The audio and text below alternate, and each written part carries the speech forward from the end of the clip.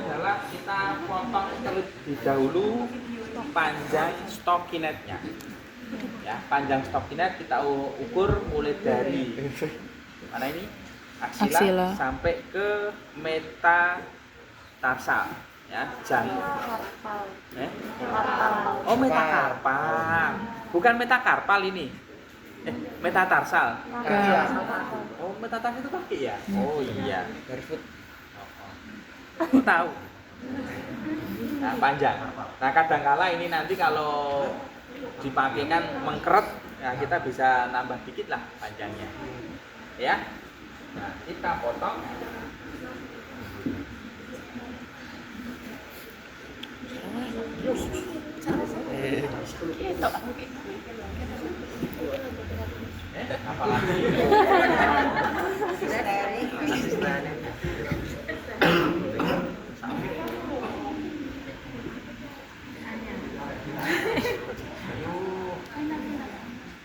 Apalagi ini seperti pikiran kita. Tumbul. Iya, tumpul. Ya, nah, setelah kita potong kira-kira 4 sampai 5 cm dari tepi kita buat kita potong segitiga. Ya.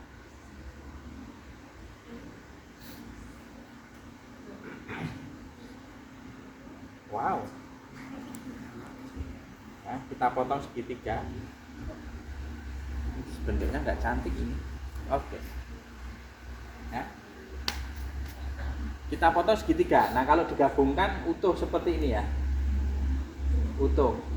Tapi kalau kita tarik nanti bentuk segitiga piramid di tengah ini. Ya, gitu. Dah. Itu nanti tempat jempol berada, bersemayam. Kemudian kita gulung ke arah keluar. Ya. Kita gulung ke arah keluar. Nah, setelah itu kita minta pasien memasukkan tangannya. Ya. Nah, oke. Nah, karena jelek, ya sudah hasilnya juga jelek juga. Ya. Nah, kemudian kita rilis, ya, apa namanya, stockinetnya. Ya, usahakan tidak berlipat. Ya. Karena nanti kalau berlipat dikhawatirkan akan menghambat pengaliran limf. Ya. Oke, berikutnya adalah kita pasang softband.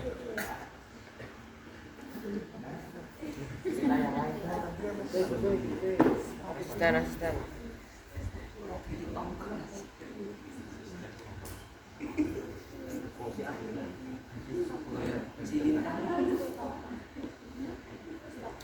Nah, untuk masang ya sama kurang lebih 4 sampai 5 cm dari tepi ya, kita potong segitiganya.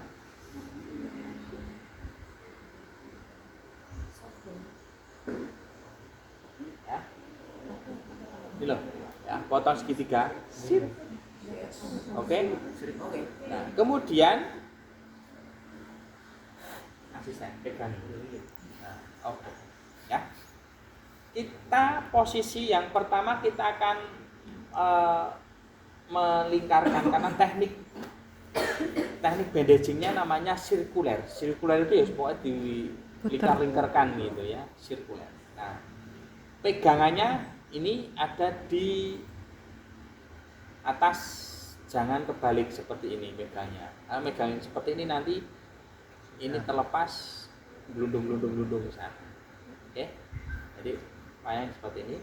Boleh dari lateral ke medial, boleh juga dari medial ke lateral. Ya. Kesenangan aja ya. Kita masukkan. Oke. Nah, kemudian kita bandage-kan, kita lilitkan secara melingkar ya. Kita bandage-kan secara melingkar. Nah, ini nasib saudara aja. Ini soft bandnya sudah dalam kondisi yang sangat tidak baik ya. Nah nanti kalau dibuang nanti besok nggak ada bahan untuk praktek lagi ya. Oke ya. Nah setelah melingkar kita lingkarkan sirkuler ya, katakanlah ini 50% overlappingnya ya, maka kita jaga overlappingnya 50%. Oke.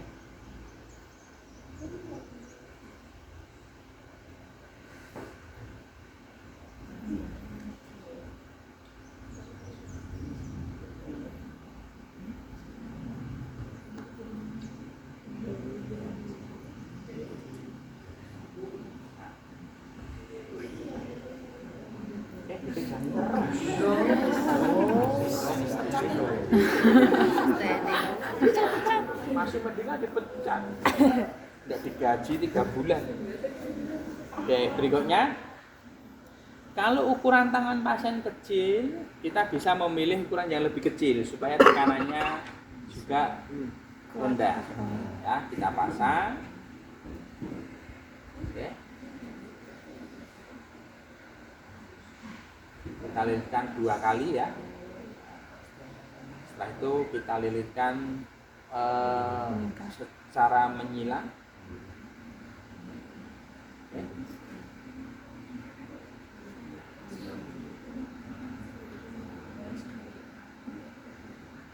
Jangan terlalu tinggi. Nah, nanti kalau sini ya turun lagi. Nah, itu kan. Itu gasmu itu ini. Nah, mengkontraksikan itu. Oke. Ya.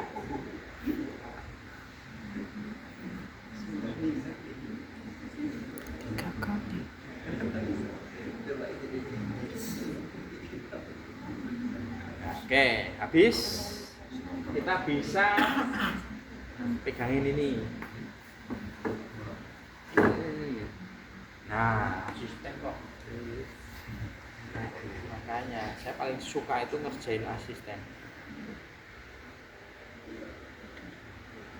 Ya. Nah, untuk memastikan bagian yang dibandit itu tidak terlepas, kita boleh merekatkannya dengan leukoplas.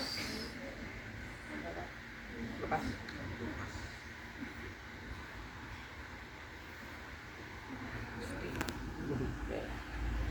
Nah, setelah itu kita mulai membandit. Ya, bandit bagian proksimalnya.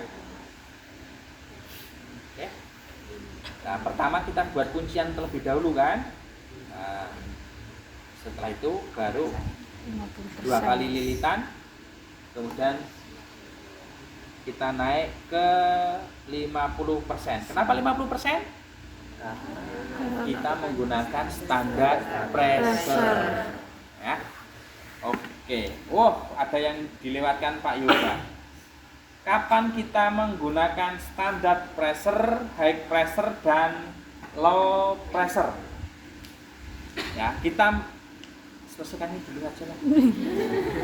Ya. Kita posisikan, lilitkan terus 50%. Ya.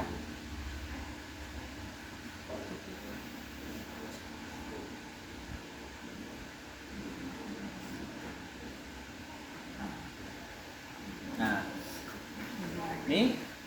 ini nanti bisa kita sambung turun ke bawah atau bisa juga dari bawah ini naik ke atas lagi. Kalau dari bawah naik ke atas, berarti ini kita kunci rekatkan dengan menggunakan leukoplas. Oke. Kita mulai lagi banditnya dari bawah. Ya.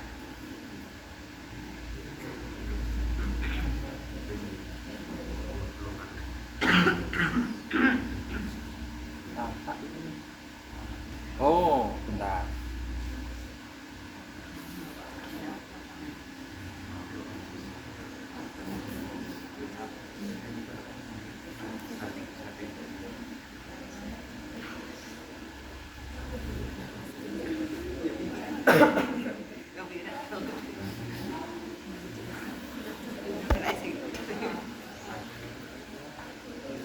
Kesel. Kita tambah lagi ya. Kalau kita tetap menggunakan 50% ya kita konsisten ada di 50%, tapi kalau kita mau mengurangi tekanannya jadi 75% ya kita boleh mengurangi tekanannya menjadi 75%. Gitu ya. Oke. 25, 75% ya. Sorry 25% ya. Dikurangi ya. Kalau 75 kan jadi ditambah.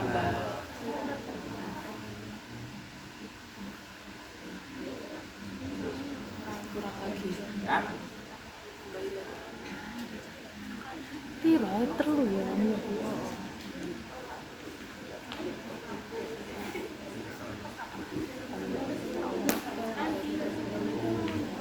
Nah, oke, kita sambil juga mempalpasinya ya.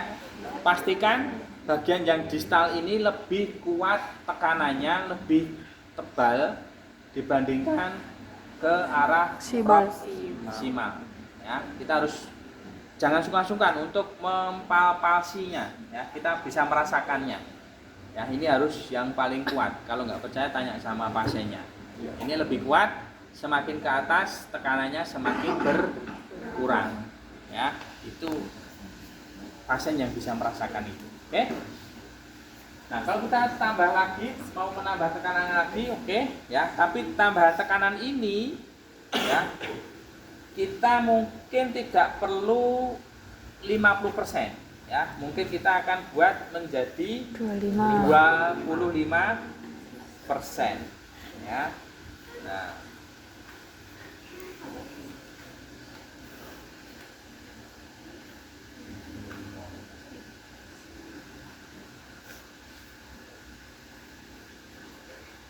Nah, seharusnya ini kan sisa nih. Seharusnya ini dipotong. Kalau dipotong nanti habislah bahannya, nggak bisa praktek kan. Nah, kita bisa turun lagi ke bawah dengan tekanan yang 25% juga. Ya, tekanannya harus lebih rendah. Ya. Oke. Oke, dah. Terakhir kita kunci.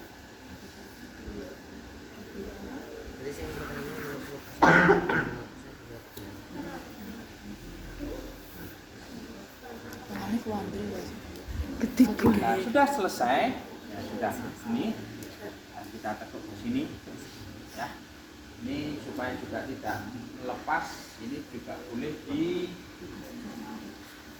dengan menggunakan leo.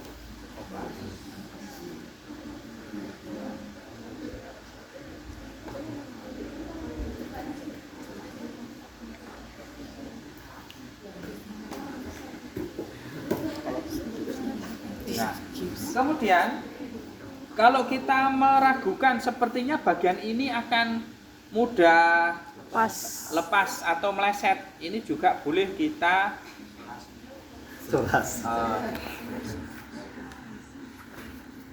kita rekatkan ya, misalkan gitu ya.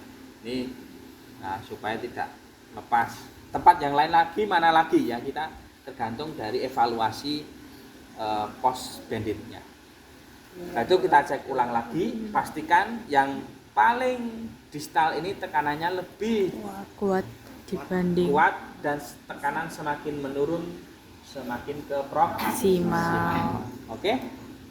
Nah, sudah selesai, kita bisa menanya pada pasien gimana rasa ada muncul rasa tidak nyaman, nyeri, apa itu, menjalar, kesemutan gitu ya. Tidak ada, Pak. Oke.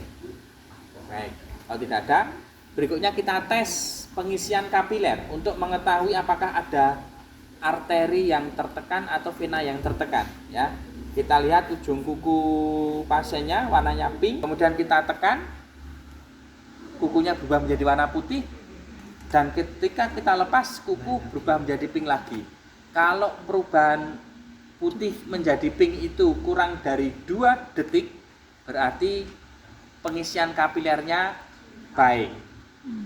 Tapi kalau lebih dari 2 detik, berarti pengisian kapilernya kurang lambat. pengisian kapiler rampit berarti ada kapiler atau arteri yang tertekan di bawah bandit ini. Tekanannya berlebihan. Ya. Oke. Tertekan di bawah berapa? 2 detik. Bongkar. Tidak ada jalan lain. Kalau ada tekanan kapilari refillnya lebih dari 2 detik, bagaimana Pak Yoga? Bandit bongkar, pasang ulang. Tidak ada alternatif yang lain. Bisa dipahami? Ya, oke. Sekian, ada pertanyaan? Pak, saya mau tanya. Kan itu ada Sudah. 3 jenis level pressure kan. Nah, itu tiap level pressure apakah dosisnya berbeda atau sama? Oke, good. Terima kasih diingatkan. Ada 3 level pressure. High, standard, low. Untuk high pressure biasa digunakan pada kondisi UDEM pasiennya menderita gangguan neurologis. Contoh, nanti ketika saudara menangani pasien stroke, saudara akan menjumpai tangan pasien stroke bagian yang sisi lesi atau tungkai yang sisi lesi juga akan dijumpai bengkak. Ketika ada bagian ekstremitas dengan gangguan neurologis, kelumpuhan saraf total atau ketidakmampuan saraf dalam mengontrol otot sehingga otot tidak bisa berkontraksi menghasilkan pumping action, maka tindakannya adalah high pressure. Sementara kalau pasiennya juga dia menderita imobilisasi